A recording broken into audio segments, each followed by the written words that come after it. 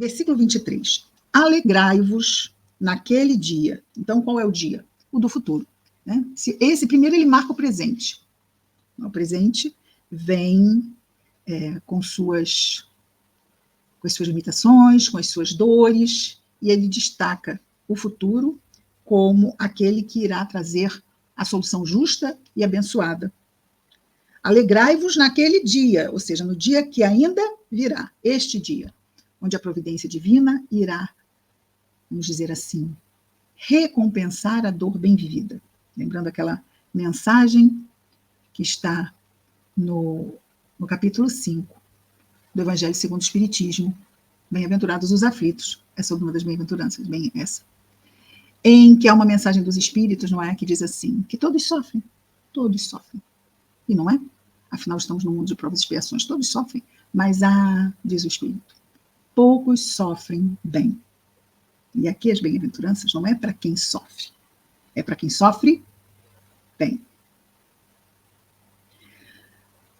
Alegrai-vos naquele dia, muitos estão aí, mas o que é sofrer bem? O que é sofrer bem? Vamos lembrar aqui, não é? Já dissemos aqui no outro dia, relembramos o caso dela, da Joana de Cusa, no circo romano. E lembrando que naquele tempo bastava renunciar ao cristianismo para ser liberto. E o filho de Joana de Cusa queria que a mãe abjurasse, ou seja, renegasse o cristianismo. E ela então diz, cala-te, não é?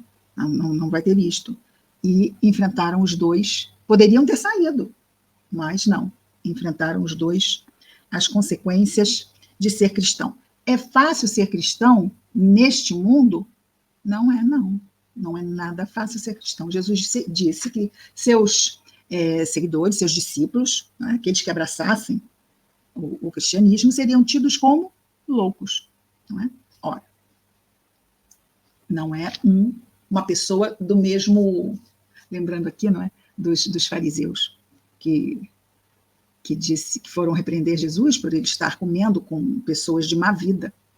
E ele diz que vem curar os doentes, não os sãos. Aqueles que se permitem, com humildade, não é? Os pobres de espírito que reconhecem que necessitam deste guia. Aqueles soberbos, aqueles orgulhosos, muitos não aceitam sequer se submeter a Deus e dizem, ninguém acima. Eu vou sair daqui, vou ser pó, tudo está na conta do acaso. Isso é interessante, não é? Eu vou me submeter a quem? A ninguém.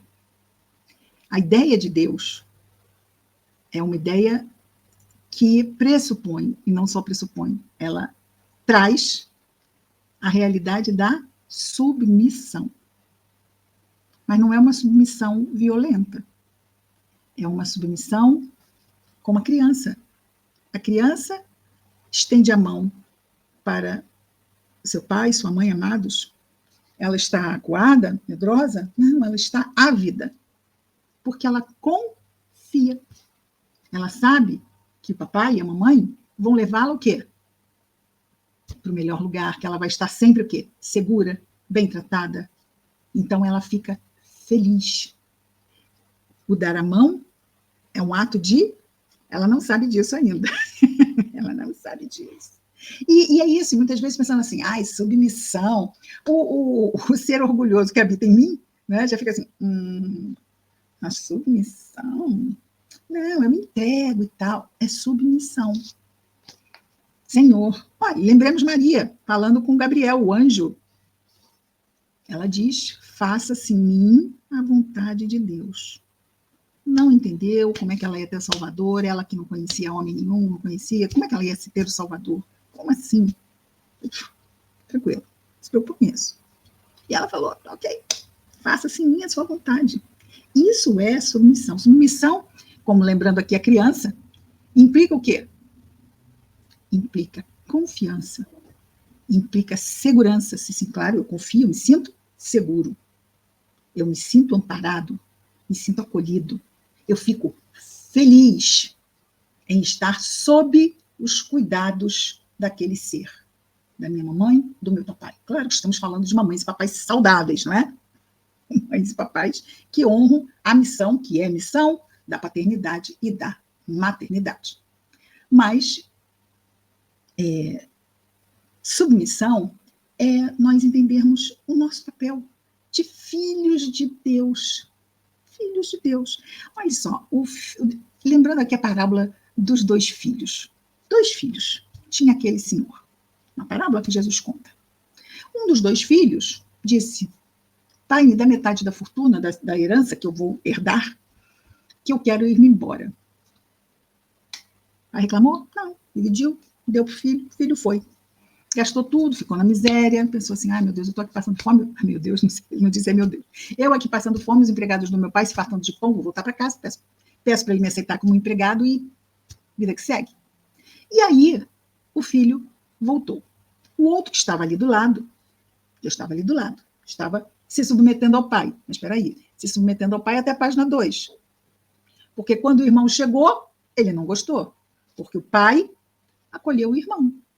Aquela vivência atribulada amadureceu aquele que não quis se submeter. Foi, como costumamos dizer, deu com os burros na água.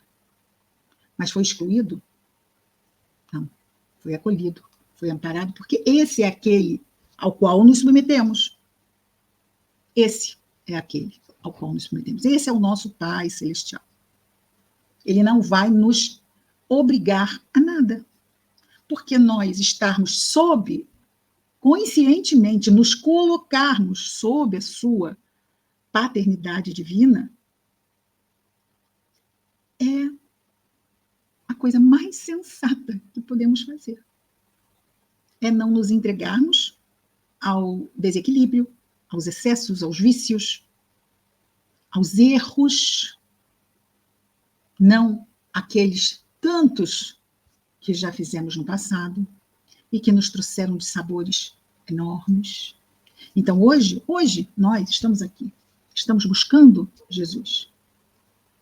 E, com certeza, nós temos histórias das quais não nos lembramos, que faz com que hoje nós estejamos aqui. Podemos pensar, mas foi isso e aquilo que aconteceu nesta minha vida. Sim, e muitas vezes coisas que acontecem aqui, ali e acolá nos levam para este caminho. Mas nós não apenas chegamos, nós chegamos e ficamos. E isso é uma construção, lembra? Nós falamos sobre essa construção. Chegar e ficar. Como diria Pedro, para onde iremos, Senhor?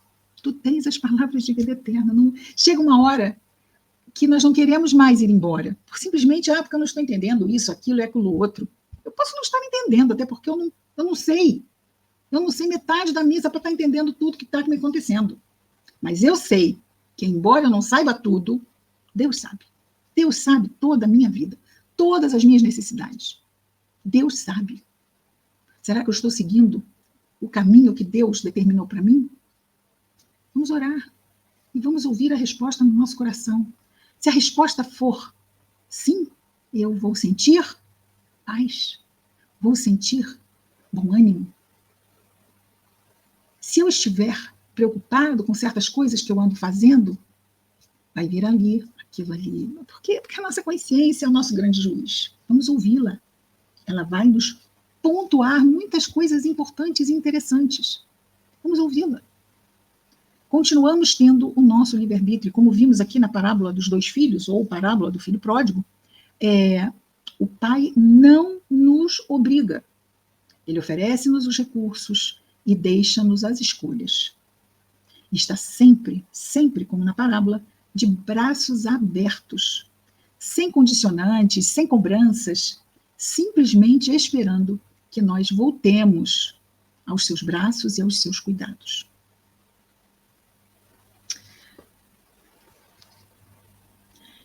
Versículo 22, não é? Que nós vimos aqui, já vimos aqui, tudo por causa do Filho do Homem, e foi tudo isso que falamos agora. Versículo 23, alegrai-vos naquele dia, e saltai de alegria, pois eis que é grande a vossa recompensa no céu. O que é o céu? O mundo espiritual. E ele diz céu porque é um bom lugar para onde vai aquele que tem uma encarnação bem aproveitada, no bom uso do livre-arbítrio. E tudo que ele disse aqui são pessoas que estão fazendo bom uso do seu livre-arbítrio. Então, ao retornar ao mundo espiritual, vão estar em boas zonas vibratórias. Provavelmente, não naquela época, porque não tinha.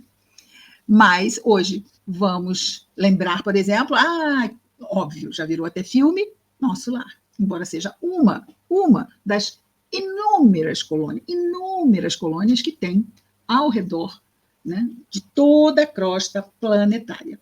Então, nós desencarnamos e retornamos para os lugares da onde saímos antes da nossa encarnação e aonde os nossos processos espirituais, onde os mentores que nos acompanham, porque é toda uma hierarquia, estão ali, nos recebem, fazem avaliação da nossa encarnação, depois nós vamos trabalhar, depois nós vamos nos preparar para aqui retornar mais uma vez. Mas eu não queria reencarnar.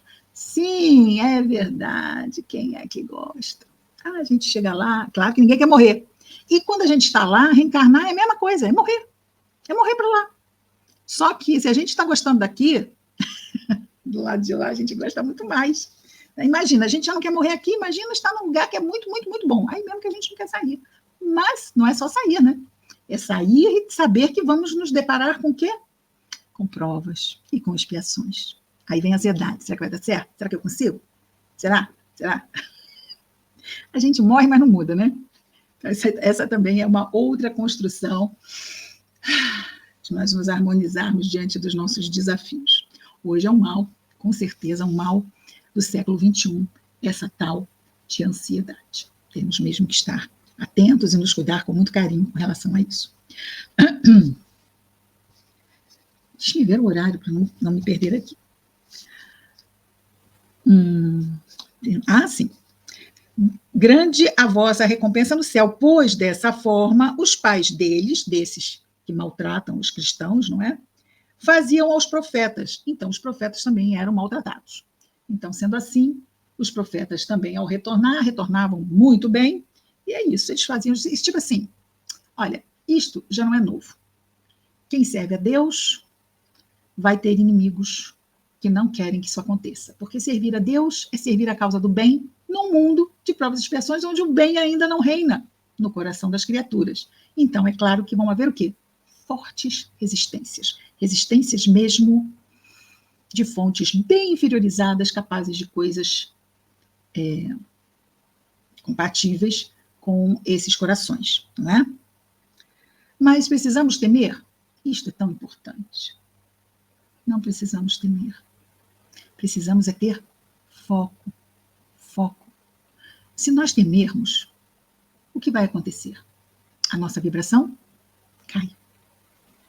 É como se eu tivesse exatamente a minha luz da rua, estava lá em cima, as pedras não alcançam, e aí eu temo, e o meu poste da rua fica com 1,5 metro de altura.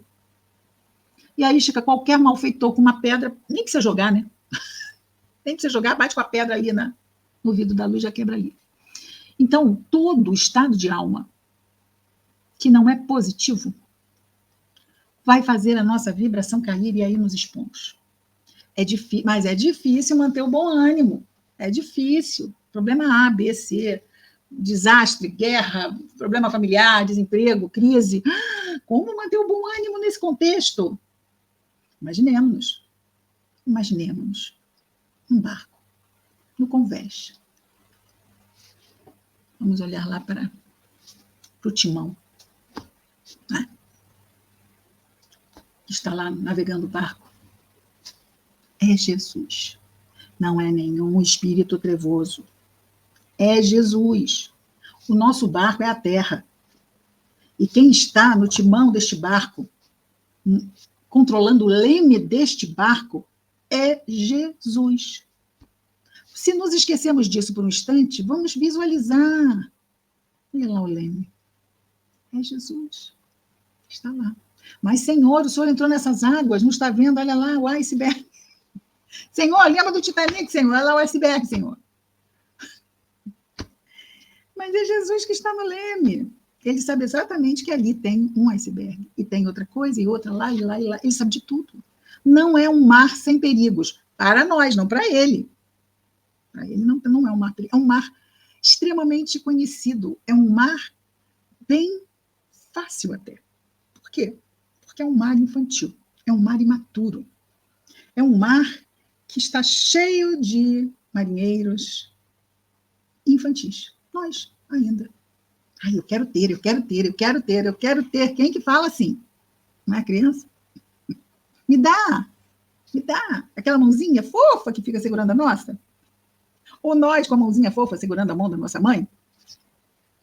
Me dá aquela bala, me dá aquela boneca, me dá, me dá, me dá. Só te peço isso, só te peço isso, me dá, me dá.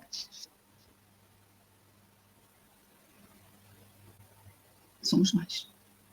Não vamos ter tudo, vamos achar que o mundo está contra nós, que mamãe não nos ama. Como assim eu não posso almoçar chocolate? Por que eu não posso comer tudo de hambúrguer e batata frita?